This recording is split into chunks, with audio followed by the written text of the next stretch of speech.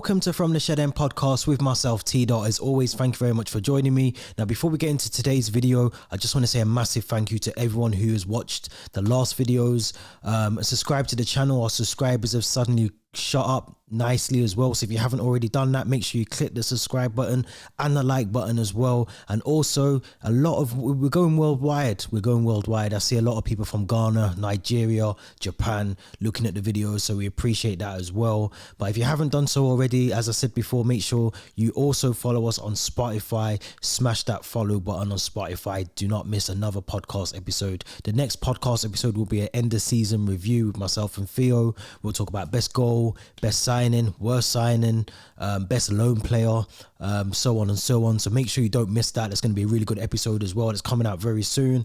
But for today's video, I can finally, I've been waiting to do this one. But I can finally say that the deal for Todd Boehly, Clear Lake, has now been approved. It was approved on Monday, I think it was approved Monday, which is really good for us, because obviously, let me just move my laptop a little bit forward. My arms aren't long enough, but let's talk about it. The Todd Boehly and Clear Lake Capital completes acquisition of Chelsea Football Club. So that now basically means we do not have Roman Abramovich at the helm anymore. We have a new owner, the chairman, CEO, and Clear Lake as well, are now owning the club. They now own the football club in itself. As you can tell, I'm really excited because I can't actually get my words out. But yeah, it's a good thing for Chelsea. If we look back at the whole process, when we look back to March and how difficult that was for us as fans, as a club, obviously a lot of other, rival fans said we were going to be in the mud, we were finished, we were going to be playing in the National Conference League and all these things. And to see that we've overcome that with all the sanctions in place, the fact that the megastore, at one point, we weren't even able to sell tickets to fans. There was a worry about how we were going to get to games, all of these things, and still having to play football. So the fact that this is now over, whether the money goes to the charitable organizations that the government are expecting to give the money to is a whole different conversation for a totally different day. But the fact that we have new owners in, for 10 years, I think now they can't sell the club. They can't try and gain any profit out of the club for the next 10 years. So I'm happy about that. The key thing I want to talk about really quickly is around this area here, where we talk about redevelopment of Stamford Bridge, which is one of the key things that Roman Abramovich really wanted to try and do. I know there was talk about moving to Battersea at one point a couple of years ago. Then there was the talk about redeveloping Stamford Bridge as it is now and extending the capacity there as well. But I think the fact that we have new owners in, one of the things that they sold me with completely was the fact that they do want to keep the idea of rebuilding Stamford Bridge or extending onto Stamford Bridge and increasing the capacity. You look at Liverpool, they've worked on their main stand. They're working on Anfield Road end at the moment now. You look at Manchester United, is a massive stadium. Newcastle is a relatively big stadium as well. Manchester City, Tottenham Hotspur, all these big sort of mega stadiums that we're seeing now. And you do feel that, I think we're ninth in terms of capacity maybe in the league. I might be wrong there, but we definitely needs a uplift at Stamford Bridge. Maybe look at extending the Matthew Harding or the Shed End, or looking at the East Stand as well. The West Stand's had the concourse at the West Stand has had a upper tier. Westview has had a remake, but I think in terms of capacity wise, I think we need to start thinking about the 60,000, 70,000 seater stadiums now, and competing with the others. We all know as Chelsea fans, especially if you're not a season ticket holder, how difficult it is to get a ticket for any game, most games for Chelsea. So I think if we can add 30,000, 25,000 onto the current capacity, then of course, it gives us more of our opportunity to go to games as well. But another key thing I want to talk about is the further investment in the academy, the women's team, Kingsmeadow Stadium, three key parts of the squad and the club. I think the academy, we already know how good the academy's been under Roman Abramovich. You would not expect that to change at all. If anything, you expect it to get slightly better with the new ownership in place now as well. And obviously the women's team, you speak to many football fans who also follow the women's team as well. They'll tell you that the women's team, Emma Hayes, the women, the fans, they love going to the games, and the players have done really well there. So I think, you know, that obviously has to be some redevelopment at Kingsmeadow as well.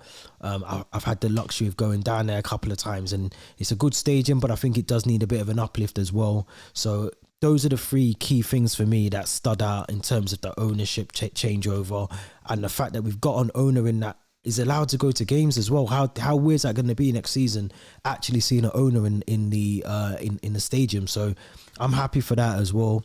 I think that's going to be a big turning point for us in the season as well. So one thing I do want to also talk about as well, seeing as it's on here, it was today announced that Mateo Kovacic's goal of the season against Liverpool, 2nd of January, myself and Theo, thanks to Theo for making it happen that I could go to this game. But this was a brilliant goal from Mateo Kovacic, well-deserved goal of the season, not just for Chelsea, but arguably for me, the goal of the season, period. I think for me, it's one of those goals that, you know, yeah, easily was one of the goals of the season. They said, I think Mo Salah's was probably better against Manchester City, the fact that he took on 2 or 3 players. But in terms of the way that Mateo Kovacic takes his goal on, his back pedaling, he gets the backspin on the ball. It's technically, this is a much difficult, more harder goal, more difficult to score than any goal that I've seen in the season that we just had. So congratulations to Mateo Kovacic on that one. Of course, you know, we want to see more of that next season under the new ownership as well. But let's talk quickly about some of the other news as well, because new ownership means new players coming in, which normally means players going out. There's obviously been a lot of talk over the last couple of months around Romelu Lukaku. Does he stay? Does he go? There's a bit of, I feel like at the moment there's a bit of his agents playing a really good game, trying to keep Chelsea fans sweet, but at the same time talking to clubs in Italy.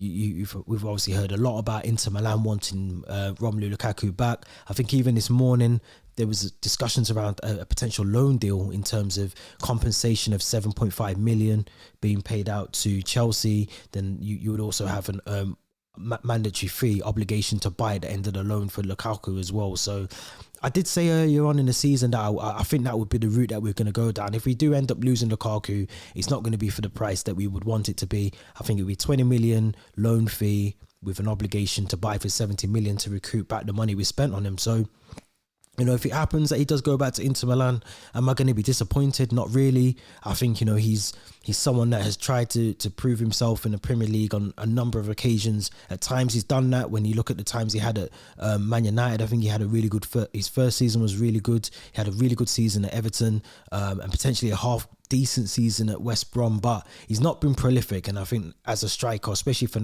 almost 100 million, you know, you need to hit the ground running. You need to be prolific. You need to be 20 goals plus in the Premier League at least, matching Son and Mo Salah, and touching the likes of Harry Kane as well. And if you're not doing that, for me, it's a no-brainer. You know, he's not the right guy for the job. So we'll see what happens there.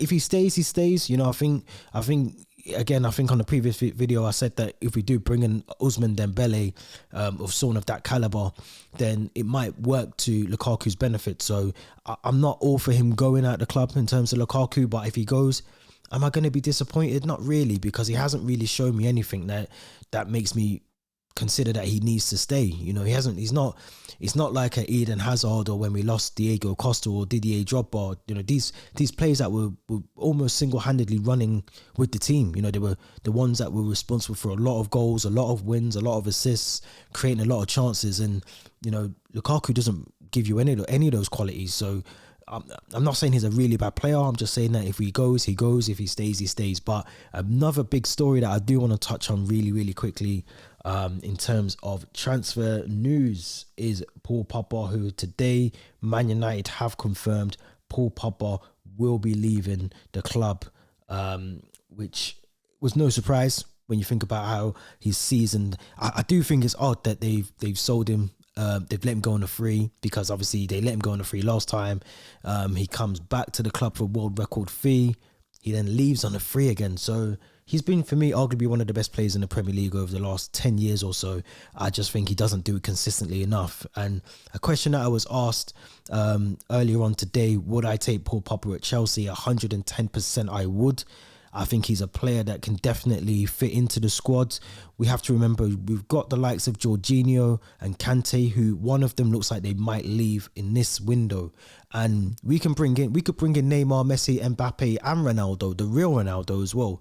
If we haven't got our midfield sorted this season, I don't think it matters who we bring in terms of Dembele, or if we let Lukaku go, or whoever else comes in. If we haven't got that midfield sorted and we don't have that defense sorted, it's going to be a problem this season. And I've always said that. I've said that in the past couple of videos, and I'm saying it again today. I think, you know, we've got to get this window right under this new ownership. I've also said that before, and I think for a player who's 27, you know, could be available for as little as 15 million euros, equates to 12.8 million pounds. You know, the likes of Newcastle flirting with him already. You know, PSG, which I think is his primary target. He wants to go to France. PSG looks like the one. But we've missed out on some key players because of these sanctions. And I think if we keep doing this, we keep missing out. You know, look at Tchouaméni, who looks like he might be going to Real Madrid now. So there's so many signings that we missed out on, not just because of the sanctions, but because of the bad recruitment that we've done in the previous window in the summer. Missing out on Tchouaméni, Hakimi, these sort of players. So I think if we can get Dembele, we can get Paul Pogba, both on a free transfer as well. Maybe retain the likes of Lukaku. Obviously, Broja's got to come back into the team as well. There's a lot of flair in that team when you start thinking about the players that we'll have in there. And I hear the argument for Paul Pogba, why I wouldn't bring him in. He hasn't obviously had the best of times at United, but when you watch him for France and you watch him with the likes of N'Golo Kante, or with the style of play that they played there and how we will play, and also with Lukaku in the team as well, you know, you can almost sense that he would fit into that Chelsea squad easily as well. So for me, it's a no-brainer to bring him in at you know, that time. Obviously, Juventus are still in the mix as well, but I think he's settled in England. I think he'd like a challenge in England as well. Another challenge in England, I should say. But I think Chelsea would work for him. I think, you know, Thomas Tuchel would love him at the club. I think he's obviously spoke about him as well. And you've got to remember, Todd Boehly is going to want to bring in some key big names to get the fans on board, to get the fans trying to understand what he's trying to bring into the team as well. And I think if we can do that with Paul Pogba, the likes of Ousmane Dembele, if it is to be him, Jules Koundé, maybe even a Declan Rice, like I mentioned on the previous video as well, that's not actually a bad window in terms of Conor Gallagher coming back. You know, the likes of Ben Chilwell, Emerson, who Thomas Tuchel's come out and said he would like to keep at the club for the next season as well. So I think if we can retain these players, obviously keep Aspilicueta for another season and play Reece James as your primary right wing back, if that's the formation and the tactics you're going with as well. Jules Koundé coming into that back line as well with Chalobah, Thiago Silva and Malang Sarr. Ampadu is another option off the bench as well. I mean, it's not a rebuild. I see a lot of people talking about rebuilds and having to massively change the squad. We need players to go 100%. I agree with that. We need a lot of players to go. But in terms of the players coming in, it's not a massive lot of change we can do in this one window. One of the things I've always said is for me it's a two summer window project, and we need to get both of those summer windows correct. If we don't, then we are gonna fall behind. But I think if we can bring in a Paul Pogba, age 27, it makes no sense to leave him out of the equation of bringing players in for me. Ousmane Dembele, yes, I get that he's got a very bad injury record. I get that he's he's not the most on the ball when it comes to turning up for training on time and things like that, and you know, he's had some off-field issues at Barca as well. But if he can get if Tuchel can get the best out of him like he did at Dortmund, then he'd be a brilliant signing for us as well. Obviously, the big one for me is Pogba and that midfield, maybe Declan Rice, one of the two. But like I said on the previous video, it means nothing if we don't get that defence sorted out as well. So for me, Jules Koundé, Declan Rice / Paul Pogba, one of the two. And obviously, we need to bring in some attacking players if we're going to lose maybe a Christian Pulisic or a Timo Werner as well. So there's a lot to talk about over the next couple of weeks in the summer. You know, we're going to be doing a lot more of these videos as well. Make sure you subscribe to the channel. As I said before, we appreciate everyone that is already doing that. We have gone worldwide at last. We've got people from Nigeria, Ghana, Japan, following the Poland as well. We've got people from Poland and Denmark watching the channel as well. So, you know, we appreciate everyone that is doing that at the moment, but we need some more subscribers, more views. So yeah, make sure you check out the channel. This has been T.Dot. Until next time, let me know your thoughts in the comments, and I'll be back with another video very, very soon. Thanks for watching.